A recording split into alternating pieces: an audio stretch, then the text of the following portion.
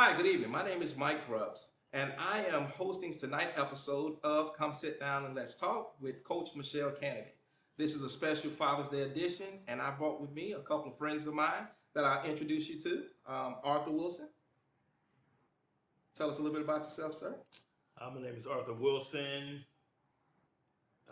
certified life coach, speaker, encourager, motivator, father, husband. Fidel Donaldson, minister, husband, author, father, grandfather. Awesome. And again, I'm Mike Grubbs. I am the founder of Christian Leaders of Today, an international teaching ministry that helps to educate, equip, and empower pastors, ministers, and leaders literally all over the world. Of course, I'm a husband, I'm a son, I'm a father, and I also am a serial entrepreneur. So we're excited to have you guys here with us tonight as we expound on the subject of fatherhood. Let's talk a little bit about fatherhood. Tell me a little bit about your upbringing and your father's role in your life, Arthur. Wow. Okay. I'm the oldest of three younger sisters, born and raised in Louisville, Kentucky.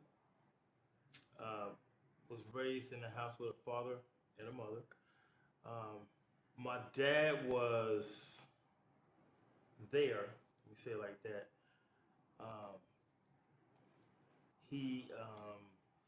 My dad, he had his demons.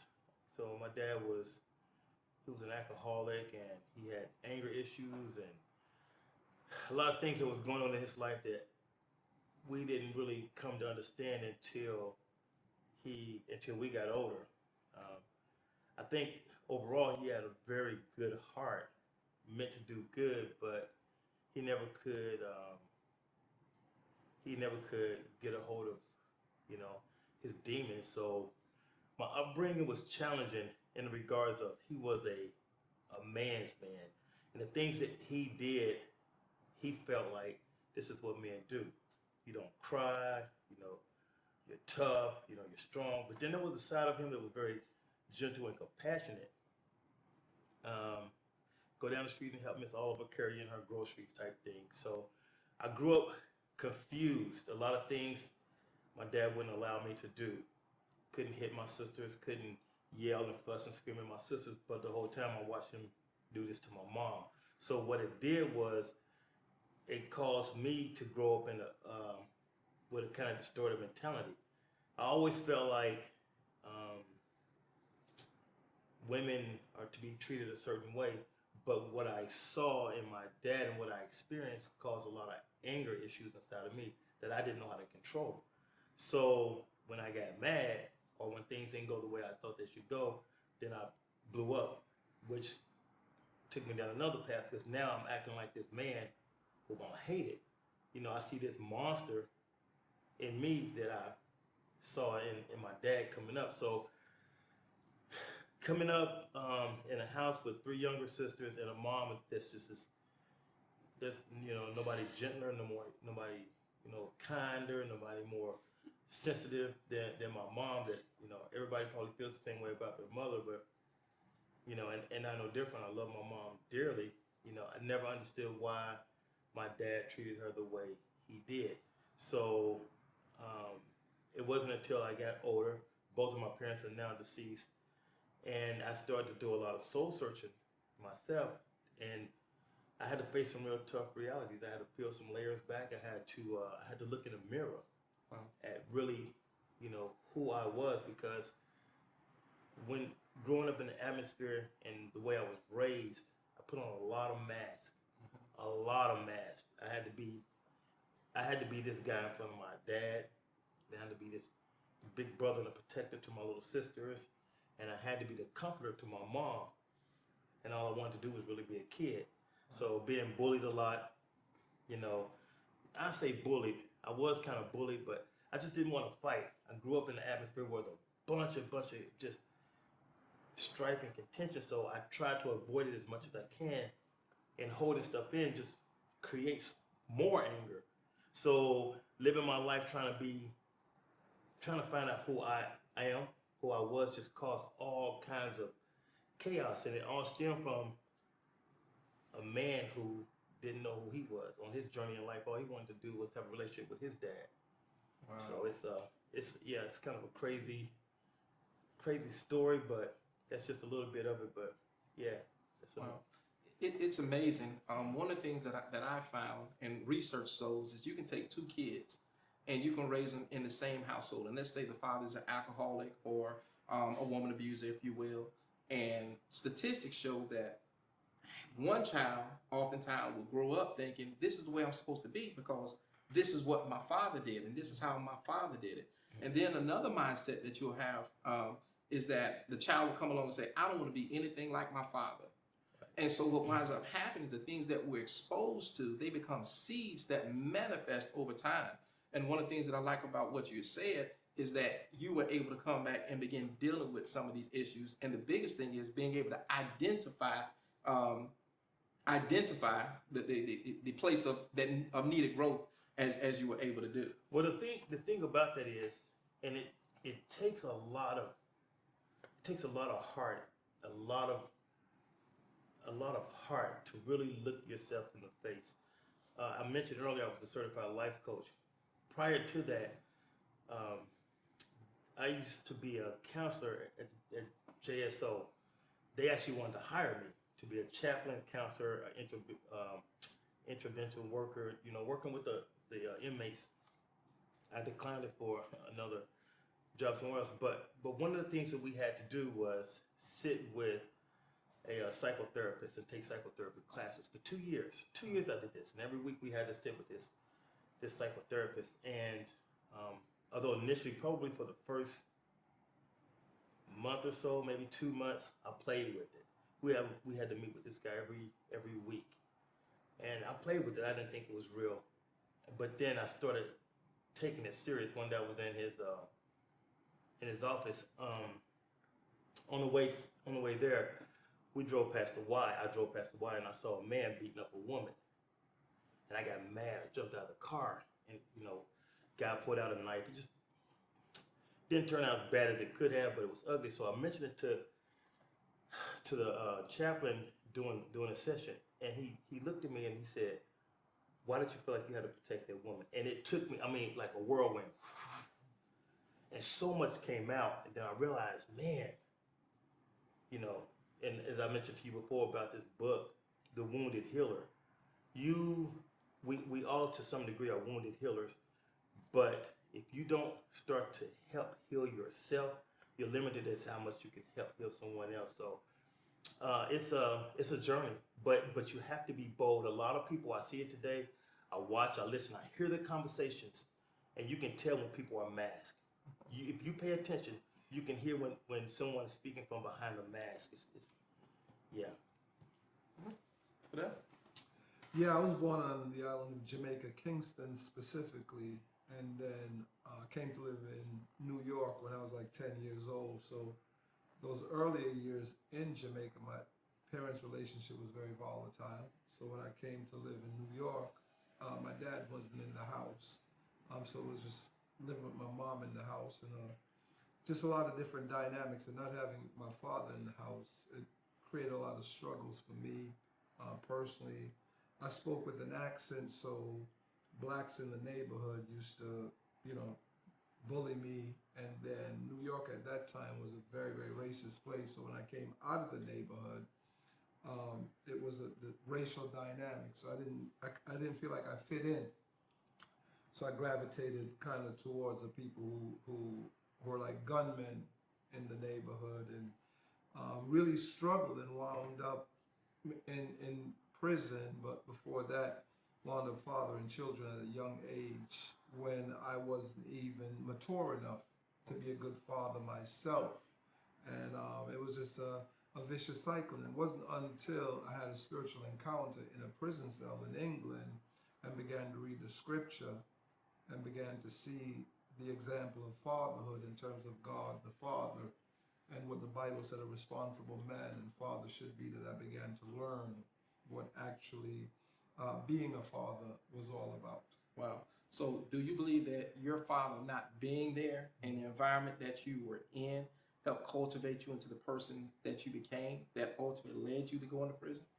Yeah, absolutely. It's interesting. If I could make a biblical reference, I think above 90% of the time in Pentecostal charismatic circles, when you hear Malachi read, it's always, will a man rob God? But the Lord said, well, I'm going to send one in the spirit of Elijah that will return the hearts of the fathers back to their children. And I think even when you look in a lot of the major cities in America where there's an epidemic among especially African Americans, Afro Caribbean young men, you'll see a lion's share of those households don't have fathers in them. They're probably they're single parent households with younger mothers trying to raise kids, which sometimes causes the male to drift and become susceptible to gangs. And it was no different for me. Definitely, I believe not having that mentor, that father in the house caused me to struggle. And then also the other dynamics of being bullied, the racism. Police officer shot at me when I was 16 years old. Wow. We were visiting a girl's home. A friend of mine just throwing some rocks at the window. When he came, we ran. He was scared. And he shot at us, and he came to court and lied and said we pulled a knife on him. So I didn't think I was going to live to 30 years old. So my philosophy was I began to just read Malcolm X, like by any means necessary. Smuggling guns. It was like kill or be killed. So not having my mother, God bless her heart, she was a great mother, but she worked a 3 to 11 shift at Memorial Sloan Kettering Hospital. So a lot of times when we came home from school, we were kind of on our own. Right. So yeah, it was a definite struggle. Wow. Wow. Mm-hmm. There's a Hebrew word for father. Mm-hmm. And whenever we pull that dynamic out of the household, there's always chaos. The Hebrew word for father is the word Abba. And we all know that word Abba. And it's spelled with 2 Hebrew letters. And in the Hebrew language, every letter has a definition. And the way they come up with words is based off the definition of the letter inside the word. So when you look at that first letter, which is Allah, it means to be strong. It's symbolic of a bull's head. So a father, it means that he's strong, he's powerful, he's mighty, he's gentle, he's a leader, he's a teacher, he's a tamer. And then that next letter, Bet, is symbolic of a house, the household, the family inside the house. So the Hebraic definition of father is the one who's strong, powerful, mighty, that's gentle, that leads and teaches his house, his household, his family inside the house, and also goes on to say the body as well. So anytime the strength is pulled out of the household, a lot of time there comes chaos. And then, as Arthur was saying, when it comes down to these masks, there's a word that we have that's called persona. And where that word comes from is in the early centuries, in England, they would have plays, and women weren't allowed to act in plays. So the man had to be every character of the play. So they would have these fans or these maskers, if you will, and if he was the hero, he would put the mask in front of him. Ha ha ha! Here I am to save the day. If he was the villain, he would grab another mask and pull it on and say, ha ha ha! I'm going to get you. Or if he was the damsel in distress, he put another mask on. And what has happened is, through and over the process of time, we've all created these masks in our life. And just like you were saying, Arthur, it's really we get to a place to where identity has been lost, and we spend time on top of time trying to find out not only who we are, but whose we are. Right. Would you agree? I do agree. And like I was saying earlier, you have to want to know who you are. I'm a truth seeker. I don't care right, wrong, indifferent. I want the truth. People say constructive criticism, whatever. Give it to me. I want it. And I know the life that I was living. I'm married. I got married at 22 to a woman who already had a son. I'm still married now. I've been 32 years. I have 3 children, including her oldest son, our son, and I have 8 grandchildren. In order for me to be anything to them, to teach them anything, I had to know who I was. I had to look in the mirror, and I had to peel those layers back, and I had to peel them back until I got to a place where I was comfortable with me. You can love yourself, but I had to learn to like myself. I didn't like myself. But when I looked at myself, peeling back the mask, I said, okay, this is it. Whatever it is, bald-headed, gray beard, whatever, emotional, comic, whatever, serious, whatever. This is who I am. Nobody, and I had to learn to say it's okay if nobody else likes me. I lived my whole life trying to please other people. That's what the masks are. Wow. Now, Wow. so then you come to learn to love you, but it takes a real boldness. We wear masks sometimes so long and it pressed against our faces so hard, we don't know who we are. That's right. That's right. One of the things that I like about Fidel is, for those of you that don't know, Fidel is also an author. You've penned how many books? 12, 13? Well, self-praise is no recommendation. Let's just say I wrote a few. One of the books that he wrote a couple of years ago was called Great Women, that really specialized on women. And I think for a total of about 3 months, he and I actually ministered and talked to women literally from Canada all the way down to Jamaica. And we did that for months at a time. But you have a new book that's coming out now that's dealing with the man. Yeah. Am I right? Can you tell me a little bit about? Well, I was on the island of Jamaica in 2019, getting ready to minister under the tent, and I noticed a lot of the younger men were disconnected and aloof. And I thought I had a great message ready to prepare. I was dressed nice, and I just felt the Spirit of the Lord saying, like, tell them where I brought you from. Right. So I just began to share my experience about, 22, 23-hour day lockdown in an English prison with no toilet in the cell, looking at 25 years in the United States for being part of an organized drug ring. And I tell them I got deported back to the United States. And when I finished, I noticed those same young men who were disconnected ran up to me. And one of them said, I could listen to you minister anytime because you're real. And another one said, I served 14 years and then I got deported. And then what I realized is they could relate to me. Mm-hmm. They realized I had been through something. And that's when the Lord prompted my heart to say, when you get back home, begin to write a book targeting men. It was actually going to be based on John 1:6. There was a man sent from God. His name was John. He was not the light, but he was sent to bear witness of the light. And the theme of it was men bearing witness of the light in marriage, community, school, anywhere they go. But my publisher said, who's your target audience? I said, men, but I want unsaved men. So he said, men void of light, Father, where are you? Wow. So you see the dimension between the lack of fatherlessness and how men live and act in society. But the interesting thing is that we shout out all single parents, whether male or female. They do a fantastic job, but every child has male and female chromosomes, male and female DNA, right? That's right.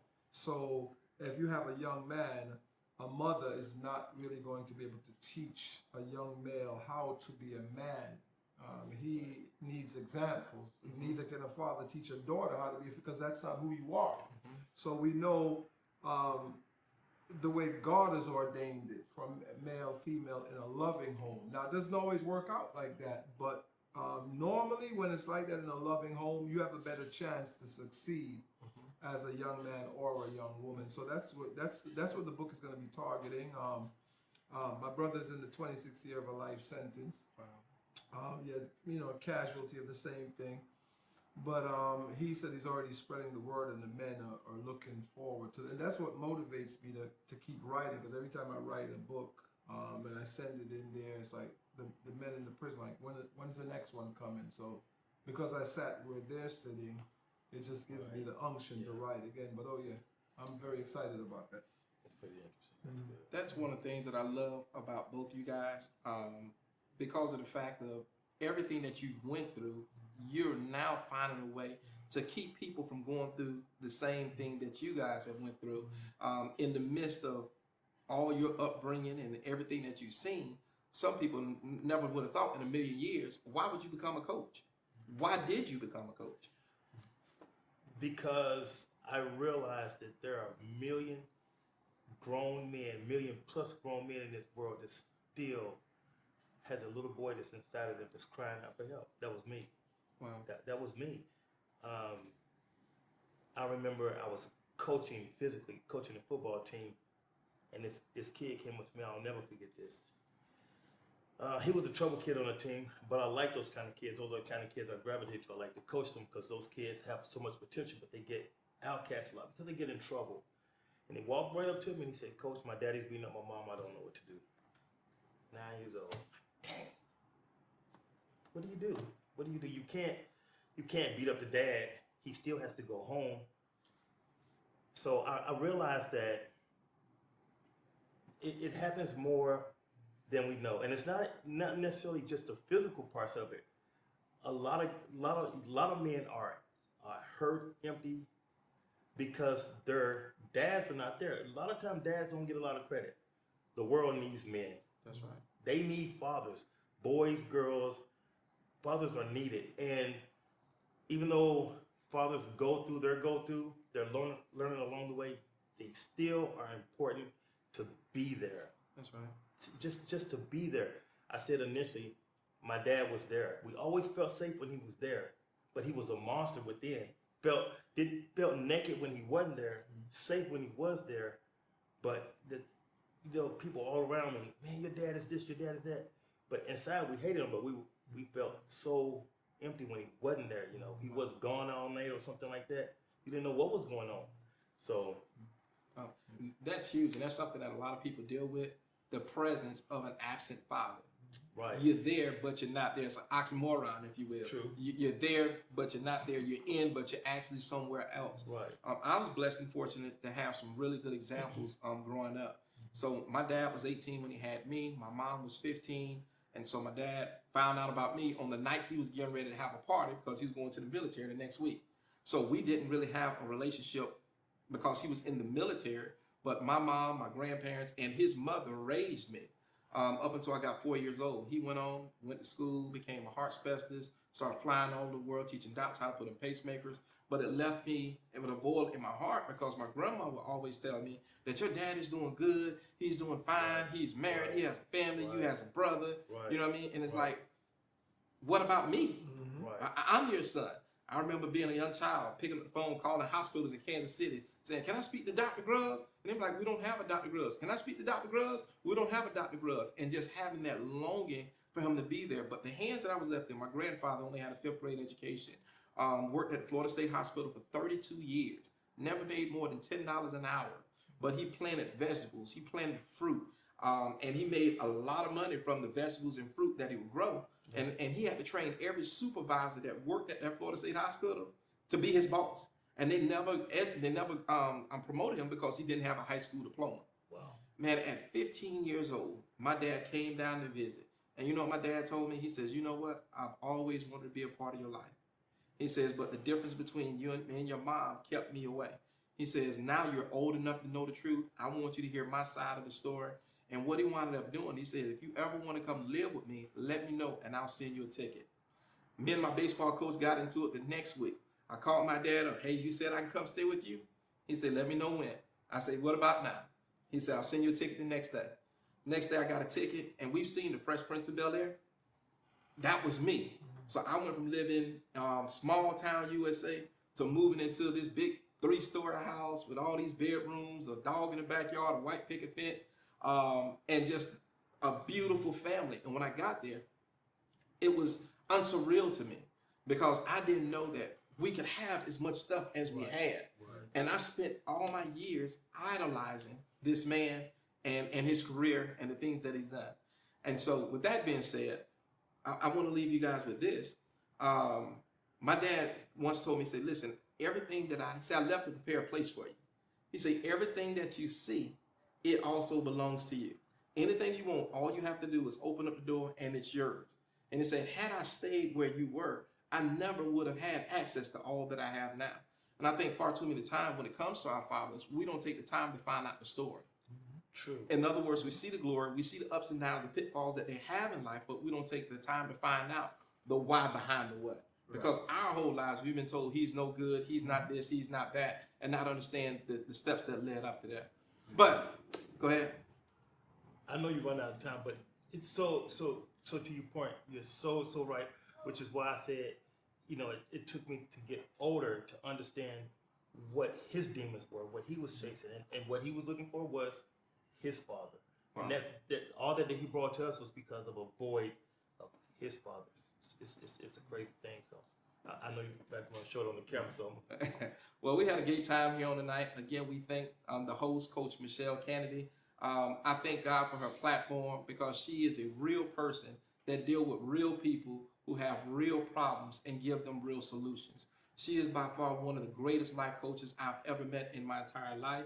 So, Coach Michelle, we thank you for the invitation for us to come out and share a little bit of our stories, a little bit about behind how we got to where we are. And we thank God for you. Thank you guys for tuning in, for come sit down, let's talk, and we'll see you next week.